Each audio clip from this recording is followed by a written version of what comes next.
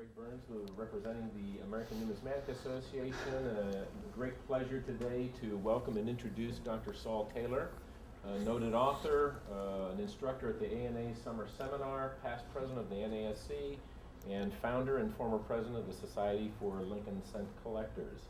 Here to tell us today about how we can profit from Lincoln Cent varieties. Dr. Taylor? Thank you. I will not be using a microphone, so if you in the back can hear me, just raise your hand. Fine. I'm a former school teacher, so I'm used to projecting to the back of the room.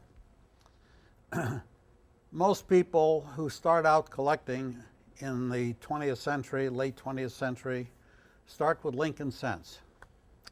Two reasons. One, they're abundant. Number two, they're cheap. When I was a kid, we started collecting Indian head pennies because they were becoming obsolete and they were hard to find. You couldn't find more than one or two a day. Now you can't find one or two a century. So the Lincoln Cent became somewhat of a challenge. As a boy, by the way, I started collecting in 1937, which makes me 80, which is just about right. I started collecting because my dad had a meat market, and at night he'd bring home all the loose change from the store. And just out of curiosity, I'd sort through them, not even knowing what I was looking for. And the first three coins I remember collecting from that were three brilliant, mint new 1937 pennies or cents. And since they were nice and shiny, I felt they were worthwhile keeping. Some of you may or may not know that before aluminum was the common product for foil, tin was used as foil. Not lead, but tin. And cigarette packs, prior to World War II, had tin foil. Some people call aluminum foil tin foil. Now, tin is about 10 times heavier than aluminum. It's somewhat grayish, but the nice thing is it doesn't oxidize, or it oxidizes very, very slowly. And whenever I found some coins, starting in 1937, I would wrap each one in a little piece of tin foil. And guess what? When I finally sold them at the Whittier Coin Club, which I joined in 1961, they were still mint, brilliant, uncirculated. And all the 1943 steel pennies I found during the war, I wrapped them in tin foil. And when I went to the Whittier Coin Club at my very first meeting in 1961, someone said, "What do you got in the cigar box?" I opened up and I said, "Wartime pennies." And each one was wrapped in a little piece of tin foil. I opened them up and they were mostly BU coins. Gorgeous. What do you want for them? Well, having never figured out what these things were really worth, I came over to them, I said 10 cents each. Like a vacuum cleaner, sucking them out of the box, they all disappeared. I sold all 200 of them in less than 2 minutes. I joined the club, became a life member, and we're celebrating our 50th anniversary this September. I stuck with it. So those of you who are under 60 years of age, start collecting coins. It'll keep you infected for a long time. One thing I did notice, once I started filling all those Lincoln Cent albums, the hard coins, the 14D, I only found one in all the years I've been looking, and that one I found at the beach. It was somewhat corroded, but the date was clear. I found three 1909 SVDBs. Even though I lived in New York, that was pretty tough to do. And I never found a 1931 S. Why didn't I find one? Because when they were minted, the speculators bought them all. In fact, I've never seen a circulated roll of 31S cents for sale. I've seen uncirculated rolls for sale, but never a circulated roll because they never got into circulation. The only time they got into circulation is when someone snitched something out of Grandpa's collection and spent it. My topic today focuses on how you can profit from Lincoln Cent varieties. I discovered some of the varieties that I'm going to show you today. Some were discovered before me, but interestingly enough, most varieties were not discovered when they were made. They were discovered decades later. The first one here was a 1909 VDB double die. Since I'm not using a microphone, I'm going to move around. It's interesting to see that in the word Liberty, you can see an image of the original die cut, the RTY, and in the date, the 1, the 9, and the 0. Actually, the second 9 also shows doubling. This was first published in a CONE, Collector of Numismatic Errors magazine or bulletin, around 1970, which is 60-some years after this thing was minted. Maybe people have seen it, but no one figured out this is a worthwhile variety. At a Bowers and Marine auction held at the Old Ambassador Hotel in 1980, they had a BU roll of 1909 VDB cents for sale. It was one of the lots. They had 50 of them. They were mounted in little squares on a page, a coin page, 5 across and 10 down, all 50. I took out my loop, which I normally carry with me, and I started looking, and the first 10 coins were this. I said, wow, I'm going to be bidding on this. The guy standing behind me was another Lincoln cent collector named Bob Davis. There are 3 Bob Davises who are coin collectors. This is the most senior of them. I think he since has passed away. And he looked and he said, he recognized them. I said, look, I don't want to compete with you. And so sure enough, the estimated value of the roll was $700. I got $750, I got $775, $800. Got $800, 8 1/4. George Bennett was the auctioneer. How many of you know that name? George Bennett? Too bad. Oh, one. Too bad. George Bennett was a machine on wheels when he wasn't smoking his cigar. I got 8 1/4, 850, 870. The thing went up to $900. I said, this is madness. It went for $1,000. They didn't have a buyer's premium in those days. And I went up to Bob and I said, sell me those 10 coins, you keep the rest of them. So he agreed on a price. I bought them and eventually sold them individually for between $100 and $200 a coin. And he paid $20 a coin. He said, where can I find these things? You know where you can find them? In dealers' coin boxes, in their albums, and their stock boxes. About 5 years ago at the Mike Aaron auction, he had a stack of Lincoln cent albums, all of which were incomplete. They were all missing the tough coins. You know the sale. There were about 10 albums, partial albums. I opened them, flipped through them, and I figured I would buy them because they had the 1910S, 11S, 12S. These are scarce coins, but not the rarities. I bought all the coins. Sure enough, I found a couple of these because people who put the coins in the albums didn't know this existed. To them, this was just a 1909 VDB, which is a nice $2 coin. Now it's a $10 coin. It's a very common coin, by the way. The week it was issued, the entire mintage of 26 million was sold out. I don't know if you knew that. In the first 5 days of issue, August 2nd to August 5th, 1909, the entire 26 million was sold out. Well, how do you sell out? The stores don't need that many. Speculators bought them. Speculators, investors. They were selling. The day they were being sold in New York, there were stories in the newspaper, and in my book I have a picture of one of these stories showing boys on a street corner on Nassau Street selling them 2 for a nickel. Hey, that's enterprising. Cost them 2 cents, 2 for a nickel. Double your money. If that wasn't enough, in 1909, the 1909 VDB, there was a second variety, also a double die, but not as obvious. This one you have to look for. And if you have a collection of Lincoln cents, look at your 1909 VDB. This is a double die. You can see the doubling here in the 9, and notice the thickness of the 1. The other key, in the word liberty, there's a die blob, a little bit metal here in the B, and usually also in the E. This one doesn't have it, but the B has 2 little die blobs. This is the key here. This is called double die number 2. This wasn't recognized until around 1976. I found many of these. So they're not rare, but in mint condition, a 1909 VDB today is about $20, $30. This particular coin will get you about $200 at retail.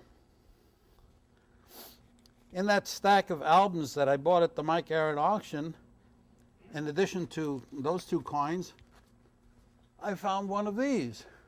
How many of you have heard of the 1955 double die Lincoln cent? Because it's so blatant, and it was discovered in 1955, and people were finding them everywhere. Dave Bowers had an ad, he will pay $50 a piece for them. Well, that got people looking through all the 1955 pennies as fast as they came out of the mint. The mint produced between 20 and 30,000 of them in August 1955. They were discovered at the mint, but rather than throw them back into the hopper to be remelted, the banks in New York were running low on coins because they were hit by 2 hurricanes within a week's period, Hurricane Connie and Hurricane Diane. I happened to have been in the Coast Guard at the time, and guess where I was? On hurricane watch in the middle of the Atlantic Ocean in 40-foot waves and 90-degree temperature. That's a hairy experience. It's almost like warfare, but we weren't being shot at. Nature was taking us on. I found out later in the year that the 1955 double die cent was selling for up to $100 a piece. Of course, I never found one in circulation. The 1917 double die wasn't discovered until around 1980. Why? Well, it's not as blatant, but look at the 9. Is that pretty obvious? If you're looking at a coin with a magnifying glass, you will see this. Now, I have to admit there are many double dies out there. You need a big magnifying glass or a microscope to see what they're talking about. And some of them are called minor double dies, some of them are scarce. But you know what? Of all the double dies in Lincoln cents, there are over 200 varieties. I think there are about 9 or 10 listed in the Red Book. This is listed in the Red Book, but not for many years.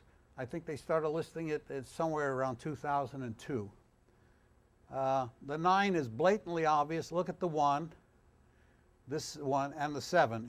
You clearly can see that. The motto, "In God We Trust," is also doubled, but if your eyesight is not what it should be, you may miss that. But you can't miss that with a magnifier. Sure enough, in that stack of albums that I bought for the Mike Aaron auction, there was one of these in fine condition. Not really a high grade. It would grade as fine with a 12 in front of it or behind it. I put that up for sale at the Society of Lincoln Cent auction, and I got a miraculous $56 for it. By the way, that was more than I paid for the whole stack of albums. This is called cherry picking. You know, today there are probably 20 or 30 cherry pickers wandering around the floor of this exhibit. They're not looking at the coins and slabs. They're not looking at the coins that are priced at $10,000. They're looking at rows of boxes of coins in little cardboard holders. Or they're looking at albums. They know where to look. The chief of the cherry pickers, Bill Fever, is here with a magnifying glass. I'm not sure what he's looking for today, but he wrote a book called The Cherry Picker's Guide. There's another author who's not here today.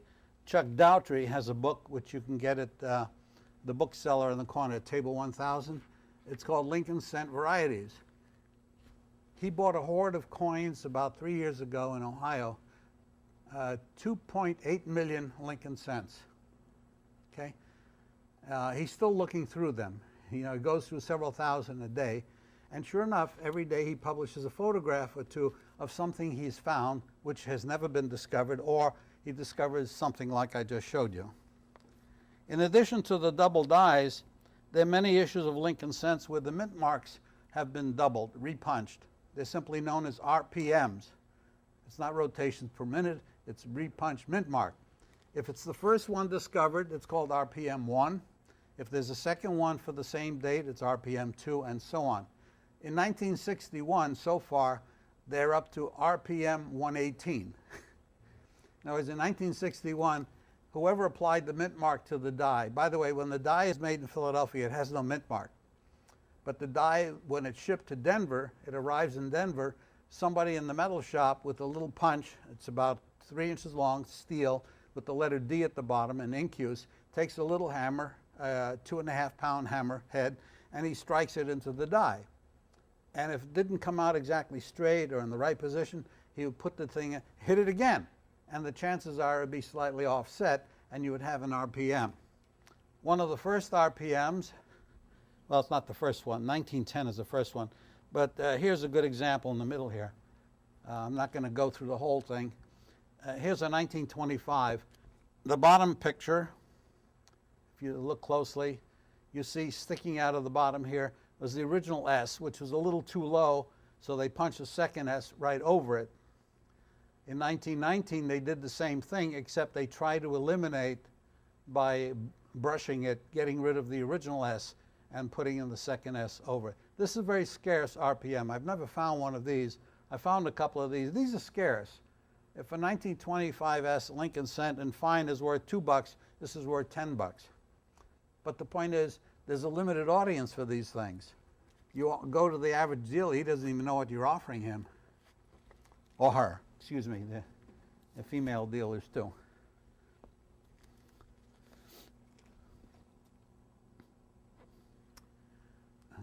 In 1936, for whatever reason, there are 5 different varieties of double dies. They're all fairly easy to recognize, and they're all fairly scarce. I was president of the Society of Lincoln Cent Collectors for 27 years, and about 10 or 12 years ago, someone sent me 40 of these, 4-0. So my question was, how in the world did you acquire 40 of these? He said, first of all, he was born in 1936, and he accumulated 1936 dated pennies ever since he was a little boy. Well, here it is, 1985 or so, or 1990. He said, I've got thousands of them. However, I looked carefully and I found 40 of them where there seems to be some error with doubling. He said, could you sell them for me at auction? I said, you bet. We got anywhere from $10 to $100 each for all 40 of his coins. This is number 3, the third one discovered. You can clearly see, look at the word we. A 10-power glass is good enough to spot in, God, we.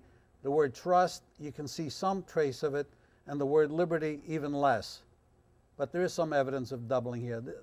This is called number 3. The letter O means the doubling is on the obverse. And number 5, there are 9 recognized types of doubling. I'm not going to go into it today. That's not the discussion here. There are 5 different kinds of doubling. There's rotation doubling, there's slide doubling, there's, I forgot what the others even are. The last letter really is not relevant. The first letter simply number indicates this is the third one that has been identified. One of my favorites is the 1938D double die. What makes this a favorite is that it has 2 varieties. The mint mark is doubled. You can see the D, and look to the left, you see a little remnant of the, that's not terribly significant. A 1938D Lincoln Cent with a doubled mint mark is worth about double what a regular 38D is. However, when you turn it over, you'll notice the motto in E pluribus unum, between the E and the pluribus, looks like 2 dots, or the number 8. You look at the letters UNUM, the bottom half is much thicker than normal. The S is much thicker. It turns out this is a double die in which the doubling appears only in the motto E pluribus unum. So you have a coin that has, it's the first one discovered for the reverse, and it's a type 6 doubling, and it's also an RPM. It's the only coin I can think of that has an RPM, repunch mint mark, and a double die on the other side. In mint condition, this coin is right now probably $30, whereas if it didn't have either of these features, we're talking about 30 cents. And I remember going to the Long Beach Coin Show years ago when I was giving a talk, the same talk I'm giving now. I had stopped in somebody's coin shop. I won't say which one, but it happens to be in Tustin. Stopped in the shop, I went through the box, and I found one of these. I said, by the way, I happen to have one of these, and I put it out on the table. It had the original price on it, $3 in mint condition. I sold it for 30. I'm not saying I'm greedy, I'm just saying I'm alert.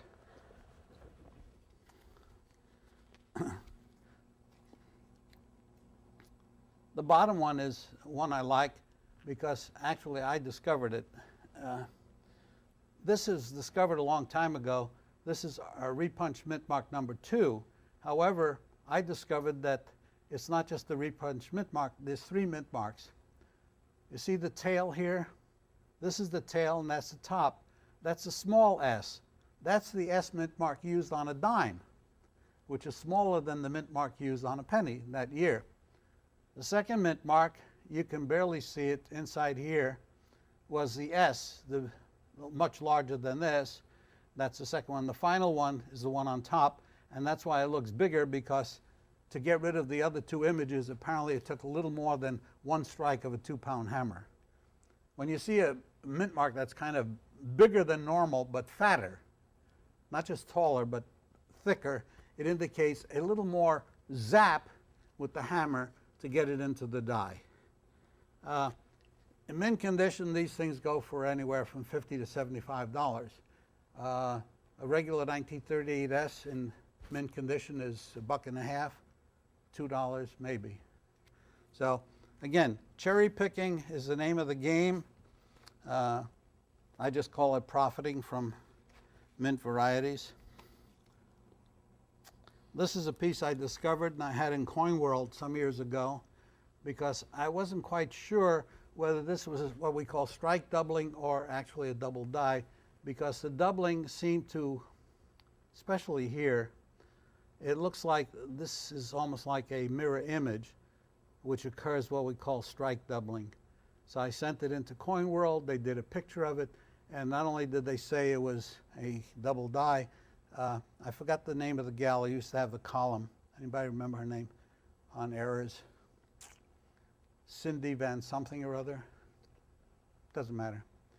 Commented it was nicer than the specimen photo they had on file.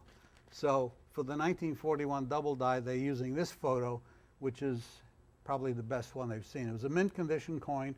It was sent for auction. Somebody said, if it's a double die, please put it up for auction. I said, well, first I got to verify it. And the only place I knew to verify was Coin World. If you send it to ANAX or PCGS at the time, they would just send it back as an ordinary 1941 Lincoln cent, MS-63 or 64, and you got a 50-cent coin for which you pay $10 for an opinion. Then they got the message in the late 80s, early 90s, that when you send them a coin with a variety, they would include the variety on the little label. You know how many coins I identified where the label didn't match the coin? The date was correct. The mint mark sometimes was correct, and sometimes wrong, and sometimes the essence of the coin was missing. The label had it wrong. They simply identified the grade of the coin and the fact that it was genuine, but they left out the key. In fact, Jeff Oxman, who's the silver dollar expert, made a clear point with PCGS and NGC and ANAX that if you're going to grade a Morgan dollar, determine what is the VAM number. Otherwise, you're not doing the person who owns the coin a service. He's paying you money for not doing the job. So the VAM number is extremely important. Likewise, if you send in a bust half dollar, insist that they put in the correct Overton number, because that's very significant. 0111 is very nice. 0111A is much nicer.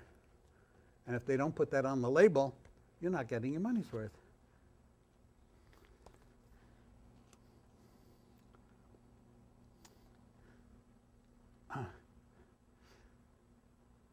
This is another 1941. I imagine there were 4 different double dies of 1941. This was discovered probably in 1980 or later, because it's not obvious. The 9, and the 1, and the T and the Y. This can easily be overlooked. Again, in mint condition, this is probably worth $200, $300. And again, only to specialists. For example, the Society of Lincoln Collectors has a fair number, probably 50 or 60 people collect mint varieties and errors. Not errors. A variety is something that is consistent with the die. An error is a mistake, like a coin being struck on one side only, or a coin that has a piece missing. That's an error. Errors typically are one of a kind. A die variety is a coin made until the die no longer functions. Sometimes the die breaks and then a very small number of errors. Or the mint inspector discovers the error and shuts down the machinery and discards the dies. 1955, they made probably 40,000 coins before they shut it down. This is another 1941 variety. Again, this is the 3rd one discovered. And again, if you look at the word we and God, you can clearly see the doubling. In God we trust is clearly doubled. Again, these are considerably more expensive than the non-variety. This is a coin I've been looking for because I've handled thousands of steel cents, thousands of them. And we call this the Fat 9. Do you know why? This is called the banana. The 9 in 1943 looks like a sausage or a banana or any other image that comes to mind. The 1 has a slight downturn to it. It's a very unusual double die where the second die obliterates the evidence of the first die, but they're not quite matched. Never found one of these.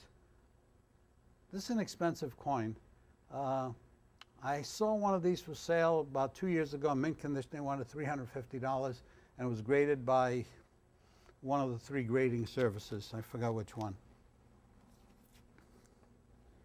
This is just a teaser. If I had a complete file here, it would be at least that thick, at least. And if I had a complete file of just the 1961 errors, it would be half that thickness. There are hundreds of them. I have only one to show you. Okay, here. Here's a 1960 RPM number 1. Well, this is the first one discovered. Guess why? Look at that. They didn't make any attempt to get rid of the first one. Normally, when they have a mint mark put in the wrong location or not properly put in there, they take a little buffer. It looks like a dentist drill with a little buffing head on it, and they go bzzz and get rid of it. Then they put in the correct one. This one, they didn't bother. They just struck a second one over the first one. I found lots of these. They're not worth much, maybe $1. If you buy a roll of 1960 large 8 cents with a D, there's a good chance you can find a couple of these. They're fun. Look at that. I use that as an example of what an RPM looks like. RPM number 1. I think we're up to about 130 for the 1960D. And some of them are pretty obscure. They only show a minor fraction of the... Oh, here's another one. This one's in the Red Book. I never found one of these. 1943D, here's the original mint mark. Here's what's left of the mint mark that was put on first. They got rid of most of it by buffing it, and then they put in the new mint mark. You know, it's a little thicker than normal. It took a little extra zap to get rid of it. Can you imagine a person with a box of 50 dies to put mint marks on, and he's got about 10 boxes to do that day? And it's all done by hand. Now, starting in 1990, they have a machine doing it. So the RPMs are not common, in fact, virtually unknown, from 1990 onward.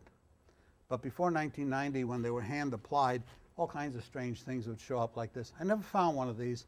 This is an expensive coin in mint condition. This goes for $100 or more. I've only seen one for sale in a fixed price list with L&C coins, and it was graded by one of the 3 services. But there's no harm in looking.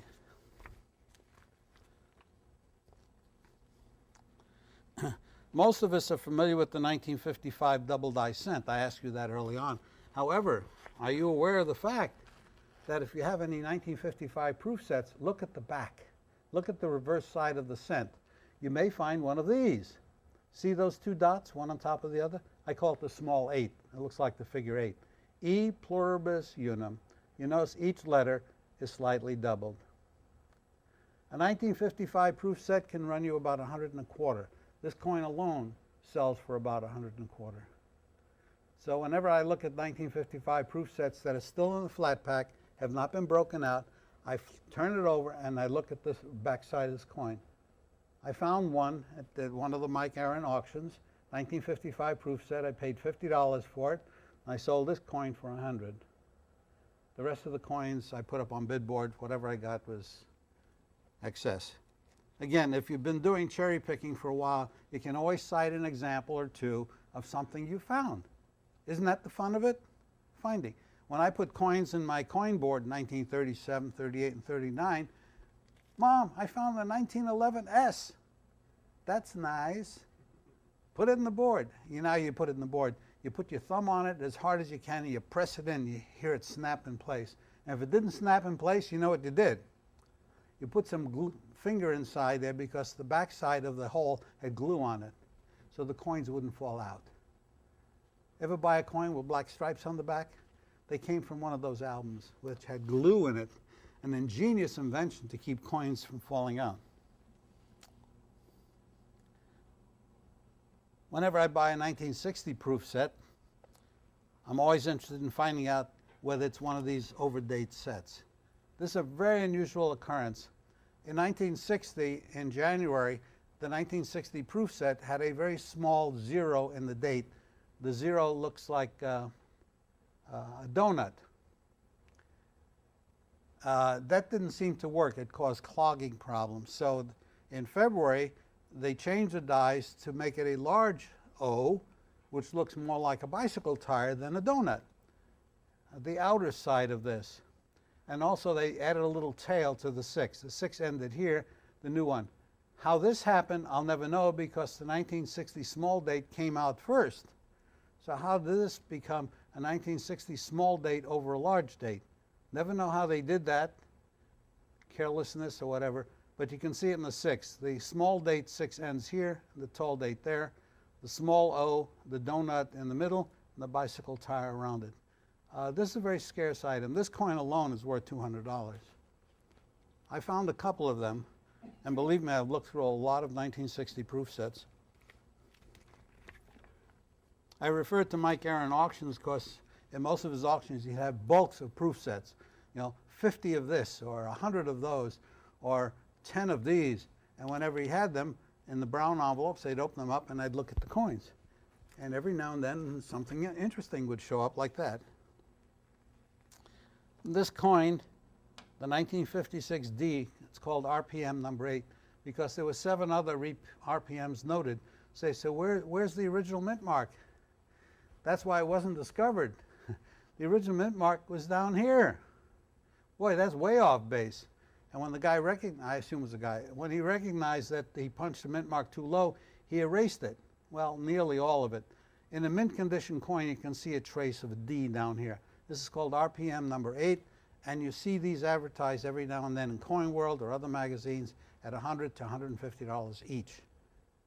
Or they'll say, buying 1956 RPM number 8, 56D, RPM number 8, paying $50. So you go looking through all your collect, and guess what? You're not going to find one. They are very, very scarce. And after if they're not uncirculated, the evidence of the first D disappears with a little wear. So it's got to be a mint condition coin, otherwise you'll never see it. I found a couple of these, not quite mint, AU coins, but an RPM number 8. Fun coin. Get about 4 more, and then I'll add. Here's another 1960D. Here's a better picture. This is the small O, small 0, and big 0. I call it the donut and the bicycle tire. Here's a complete picture of it. The interesting part of this double die, the date, is that there's also a mint mark. See the D up here? That was improperly placed, and so the die maker put the D over here. So you have a double die, which is ready to make coins, that needed a mint mark. And the mint mark was improperly placed and then properly placed, so it's kind of a double whammy. It's an RPM, but it's listed as 1960D 103, which is the first one discovered, and it's on the obverse. It's also listed the RPM book. I think it's RPM number, 46 or something. It's not that obvious, but you see, how many of you can see this little outline here? Again, if it's not mint condition, it's not there. It disappears. One of the easiest double dies to find, if you can find a roll of 1963D Lincoln cents, is a good chance, about 1 in 50, would be this. The original 3 in the die was too low, and it was pretty much erased, but you can see the tail, the midpoint, and the top. This is common. A mint condition coin like this you can buy for under $1.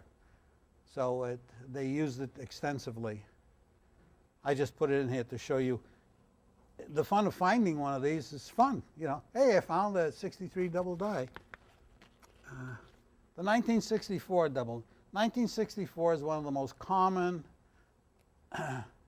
one of the most common Lincoln cents. However, when you turn it to the reverse, you look closely at the word United States, or the words, and look at the S. You see 2 tails at the S on the top and on the bottom. The A has a double bar here. There are a lot of other places, the E, but I look for the notch in the tail. And whenever someone has a roll of 1964 Lincoln cents, a mint condition roll, I'll look at each coin on the reverse. And each one of these is worth anywhere from $20 to $25, whereas a roll of 1964 Lincoln cents is worth $2 for the whole roll. So to find one of these kind of makes your day. This is one I actually found because I remember it had a carbon spot right there. So I think that's a picture I had taken. I didn't discover it. I found one.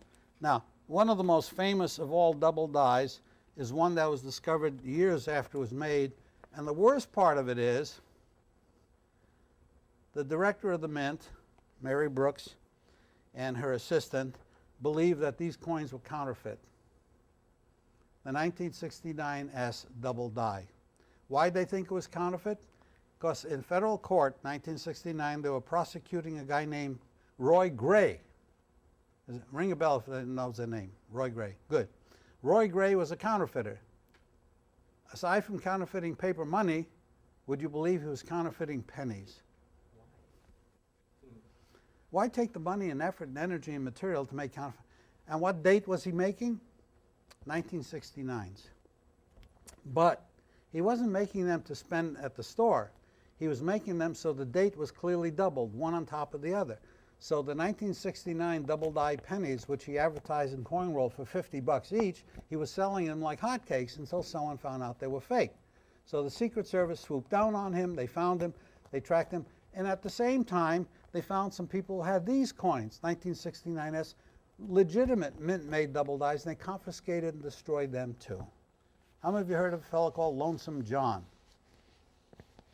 Coin dealer in Thousand Oaks. Unfortunately, he had two of them, which he paid a lot of money for, hundreds of dollars. They were confiscated and destroyed. Okay? After a big flap in court, the court representative happens to be here, David Gans, said that the 1969S was not the coin that Roy Gray was counterfeiting. He was counterfeiting 1969 without a mint mark. These coins are genuine. They're fewer than 20 known. I found one, a real one. Actually, I didn't find it. Someone found it and asked me for an opinion. I got an opinion. I sold it to Fred Weinberg for $7,500, a circulated coin. A mint condition one of these was sold earlier this year for $64,000. Okay? Is it pretty obviously doubled? But because the Treasury was on a hunt for counterfeit 1969 pennies, this got swept up in the swirl, making the real ones that are still left more valuable. I think the total population of 69S double dies, I can count on both hands. It's not that many, 8 or 10, maybe. I don't think there's that many. Gray served 12 years in federal prison on Terminal Island, got out, and was subsequently convicted for making counterfeit postage stamps. You always try your hand at what you know. There was a stamp that honored John J. Audubon. I think the denomination was a 22-cent stamp. What made it easy to counterfeit was monochrome. It was kind of a dark bluish gray. And it turns out that when people who were soaking used stamps off, the ink would run. And so they complained to the BEP, which is making these stamps, hey, your 22-cent Audubon stamps are crappy. The ink comes running off. So the BEP got samples. They said, we didn't make these. Oh? So they look at their list of previously convicted counterfeiters, and guess what? Same old, same old. Well, once you're good at something, you may as well stick with it. He's probably done another second stint at... I even ran into the case of a guy who was making counterfeit nickels. At the A&A, they have a sample of a 1943 nickel with no mint mark on top. The guy who was making them made dies for 1943 nickel, but the reverse he took from a 1946 nickel. And he started spending them during World War II. And people said, I found a rare variety of 1943 nickel with no mint mark. And they were selling for $5 and $10 and $20. There was no ANAX, there was no certification service. And the Treasury somehow got a hold of a couple of these for verification. Someone sent them in and said, we didn't make these. ANAX has one of them. I saw it. And it's fun to look at. They had it x-rayed. The metallic content was good. Everything was fine, except the dies were obviously spark erosion dies. But they matched the front and the back from two different coins and came up with a mule. It's called the Pennsylvania counterfeiter. What people do. I even ran into a counterfeit quarter recently. Imagine somebody still making those things. Counterfeit quarter. Why? I bounced it and went thud. It was made out of base metal. And I weighed it, and it was considerably heavier than a real quarter, which meant it had lead in it. Lead, zinc, pot metal, whatever. On to the next one. As they say in Karnak. And the next to the last one, okay, 1970. This is one rare coin. This is a rare coin. This is a 5-figure coin if you can ever get your hands on it. 1970 S double die. This wasn't discovered until about 1990. Somebody assumed it was fake or somebody was playing games. They sent it to ENAX. ENAX scratched their heads. They couldn't come up with an opinion. And they sent it to the Treasury. The Treasury said, looks real. Finally, I think PCGS, when they decide to list varieties, listed as genuine. And a total of, I think, 6 more showed up. That's it. That's it. Latest sales figure. In my book, I published a sales figure of about 15,000. It would probably go for 50. If there are only 6 known, it's in the same rarity category as a 1913 nickel. Not as popular, but as rare. And it got circulated. The 1913 nickels never got circulated. They went from collector to collector to collector. This thing actually wound up in change. And the last one I brought in is another rarity. In the 1971 proof set, it's hard to imagine that a proof set made under the conditions which they're made, slowly, carefully, hand inspected, would produce a coin with a double die as dramatic as that. This is a 1971 S double die, Lincoln cent from a proof set. Again, I don't think it's in the red book. If you have a red book, can you look up 71S proof? It might be there, but I'm not positive. It is there. They have a number, a price with it? 650. Do I hear 7? Do I hear 750, 750, 800? 650, I'd buy a dozen of them. Of course, there aren't a dozen of them. There are probably only 4 or 5 of them. This is a super rarity. I don't know where they pulled that number out. Sometimes the Red Book does a good job. They put down heritage sale, August 2009, and a price. And then they put down the value there, half of that. Yeah. They put down, I forgot which one, they put down, I think the Brashard, the balloon, 2.99 million, and then on the catalog value it says 2 million. That's $1 million off. I mean, what are you trying to do, undercut it? Not that it's going up for sale right away, but you know. This is just a glimpse of the hundreds of varieties of Lincoln cents. So what do you need? You need a book. Well, there are a couple of books. There's a book available down at table number 100 by Chuck Daughtry called Lincoln Cent Varieties, or Searching Through Lincoln Cent. This is the guy who bought 2 million Lincoln cents a few years ago and wrote a book of what he found so far. It might take him a few more years to finish it because he then moved from Missouri to Florida and last year moved back to Missouri. I don't know what 2 million Lincoln cents weigh. A couple of tons. And to go through, the reason he bought it, because the person who accumulated started accumulating during the 30s, which meant their Indian had pennies in there, and you know, coins from the teens.